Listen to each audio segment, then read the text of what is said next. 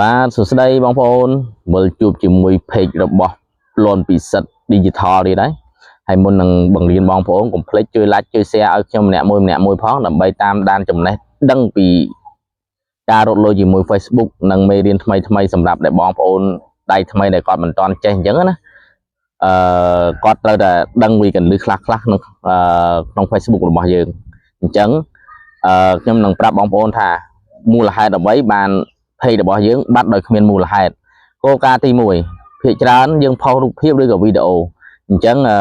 យើងនិយាយផុសរូបភាពបើយើងផុសរូបភាពយើងសរសេរ caption ខុសញ៉ៃក៏ក្រុមហ៊ុន Facebook ក៏វាអាចបិទ page យើងចោលបដោះអាសន្នដែរបើយើងមិនបានទៅឆែករអញ្ចឹងណាហើយទី2វីដេអូក៏ដូចគ្នាដែរបើយើងផុសវីដេអូទៅខុសគោលការណ៍ក៏វាអាចបិទ page យើងចោលដែរហើយក្នុងការរក page មកវិញវាអត់ពិបាកទេបងប្អូនពេល page យើងបាត់ដោយគ្មានមូលហេតុអញ្ចឹងណាយើងចូលទៅរកតាមចំណុចមួយនៅក្នុង Facebook របស់យើងហើយក៏វាមិនពិបាករកដែរភាគច្រើនវាបាត់នៅក្នុងFacebook របស់យើងតែម្ដងហើយបើយើងឆែកទៅរកហើយអត់ឃើញអញ្ចឹងមានន័យថា page មួយហ្នឹងក្រុមហ៊ុន Facebook វាបានបិទចោលហើយបងប្អូនដោយសារយើងបំពេញគោលការណ៍របស់ក្រុមហ៊ុន Facebook ខ្លាំងពេកបើយើងបំពេញតិចអញ្ចឹង page យើងនៅធម្មតាអត់បញ្ហាទេយើងអាចចូលយកមកវិញបានធម្មតាហើយបើវីដេអូរបស់យើងឬក៏រូបភាពយើងសរសេរ caption អីខុសធ្ងន់ធ្ងរអញ្ចឹង page របស់យើងនឹងបាត់ពីក្នុង Facebook របស់យើងហើយយើងមិនអាចយកមកវិញបានទេអញ្ចឹងកុំឲ្យខាតពេលបងប្អូនយូរតោះមកតាមដានវីដេអូរបស់ខ្ញុំបន្តទៀត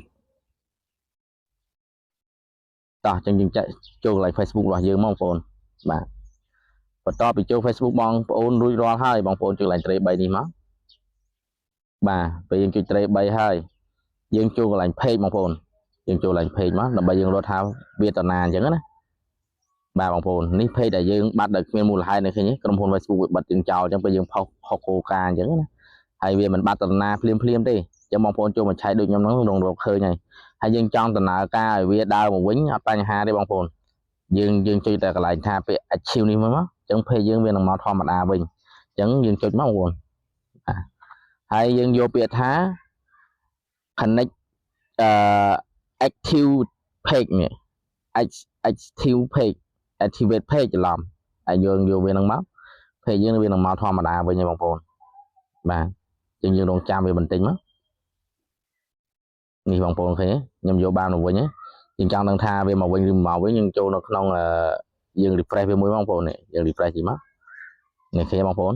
វាមកវិញបានធម្មតាហើយអញ្ចឹងវាអត់តាណាទេវាមានតែ